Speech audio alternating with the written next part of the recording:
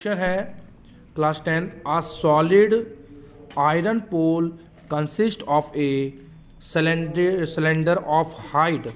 एक iron pole है, देख सकते हैं आयरन पोल है और सिलेंड्रिकल जिसकी हाइट ऊपर से कंसिस्ट है, ऊपर से रखा हुआ है 220 सेंटीमीटर। ठीक है, ये 220 सेंटीमीटर का है पूरा। और उसके बाद क्या है, एंड बेस डायामीटर कितना है 24। इसका बेस डाया कितना है 24। ये पूरा यहाँ से यहाँ तक 24 है और रेडियस 2 से डिवाइड करेंगे 24 को, कितनी आ गई इसकी रेडियस, बेस रेडियस 12 आ गई। Understand. Which is surmounted by another cylinder. और इस पोल के ऊपर, इस खंबे के ऊपर एक और सिलेंड्रिकल पोल है, ऊपर रखा हुआ है, सरमाउंटेड है, जो कि ऑफ हाइट 60 सेंटीमीटर का है। देख सकते हैं आप 60 सेंटीमीटर का है इसके ऊपर रखा हुआ। And radius 8 centimetre. इसकी रेडियस कितनी है, ये 8 सेंटीमीटर छोटे वाले की। तो यहाँ पे आपको दिख रहा होगा 2 सिलेंडर हैं, तो दोनों सिलेंडर की हाइट भी अलग है और दोनों सिलेंडर की रेडियस भी अलग है। या तो आप इसे R1 R2 मान लीजिए, R1 और R2 मान लीजिए, हाइट को H1 H2 मान लीजिए, या आप लार्ज और ग्रेट स्मॉल करके निकाल लीजिए अलग अलग। तो 2 तरीके हैं आपके पास। उसके बाद क्या करना है, find the mass of the pole. Mass मतलब टोटल पोल का वजन कितना होगा अगर गिवन डेट इस पोल का 1 सेंटीमीटर क्यूब का भाग एरिया कितना कर रहा है, इट हैज़ अप्रॉक्सीमेटली 8 ग्राम।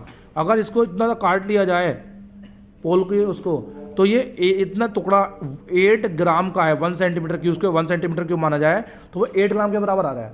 तो अगर हम पूरे टोटल पोल का वॉल्यूम निकाल लें दोनों का मिला के और 8 ग्राम से मल्टीप्लाई कर लें तो पूरे का मास आ जाएगा, नहीं आ जाएगा, क्योंकि 1 सेंटीमीटर क्यूब का क्या मास पता है हमें। अब देखिए हाइट ऑफ पोल बड़े वाले की कितनी है 220 सेंटीमीटर, रेडियस कितनी है उसकी 12। Height of second pole 60, radius बड़े वाली कितनी है 8। ठीक है, तो रेडियस की 12 आ गई, इसकी 12 आ गई। तो इसे आप इन्होंने बड़े वाले को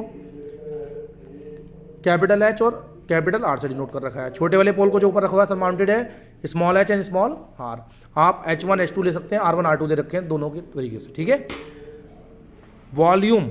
अब वॉल्यूम अगर निकाला जाए पूरे पोल का दोनों का मिला के, तो आपको ये तो पता होना चाहिए कि दोनों ही प्लस होंगे, दोनों की वॉल्यूम प्लस होंगे। But the difference is that height and the radius of both the pole is different. समझ आ गई। अब वॉल्यूम दोनों को पोल का ऐड होगा तो क्या होता है, pi r square H formula होता है, plus pi r square H, जिसमें दोनों की H1 H2 क्या है, अलग है। पाई दोनों में क्या दिख रहा है आपको, कॉमन ले रहा है, कॉमन लिया, अंदर क्या बचा आर स्क्वायर, यहाँ पे कैपिटल H आएगा, H बड़े वाले का, आर स्क्वायर छोटे वाले का H। समझ आ गई, क्योंकि R और H दोनों की ही अलग अलग थी, हाइट एंड रेडियस, जैसे कि मैंने बताया आपको। पाई की वैल्यू क्वेश्चन में दे रखी थी 3.14, so we have put right here 3.14। R square बड़े वाले का आर स्क्वायर क्या था, रेडियस 12 का स्क्वायर, इंटू H कितना है 220, प्लस छोटे वाले का r square 8 square, into H कितना है 60। 12 का स्क्वायर 144 इंटू 220, 8 का स्क्वायर 64 इंटू 60। दोनों को मल्टीप्लाई करा और दोनों को ही क्या कर लिया हमने, मल्टीप्लाई करने के बाद ये आया, दोनों को ही फिर बाद में प्लस कर लिया। Then we will get the this value. 3.14 से मल्टीप्लाई करा, इसका हमारा वॉल्यूम दोनों का टोटल कितना आ गया 1153 सेंटीमीटर क्यूब। अंडरस्टैंड, दोनों का वॉल्यूम आ गया 11,532। अब 1 सेंटीमीटर क्यूब में कितना दे रखा था, देख सकते हैं आप 8 ग्राम।